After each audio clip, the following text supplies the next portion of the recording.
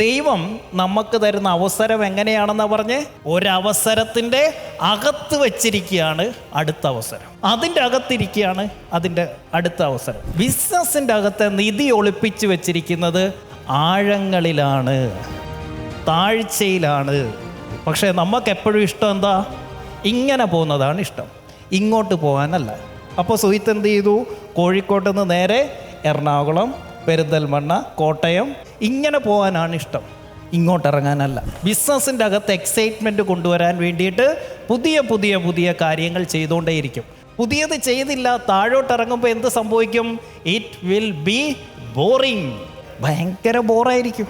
ഈ ബോറിങ്ങിൻ്റെ അകത്തിരിക്കുകയാണ് നമ്മളുടെ ബിസിനസ്സിലെ പ്രോഫിറ്റ്. ഇവിടെ ആരുടെയൊക്കെ ബിസിനസ് ബോറടിക്കുന്നുണ്ടോ അവർക്കൊക്കെ നല്ല പ്രോഫിറ്റ് ഉണ്ട്. ആരുടെയൊക്കെ ബിസിനസ്സിൽ എക്സൈറ്റ്മെൻറ്റ് ഇപ്പോഴും ഉണ്ടോ നിങ്ങൾക്കൊന്നും പ്രോഫിറ്റ് ഇല്ല.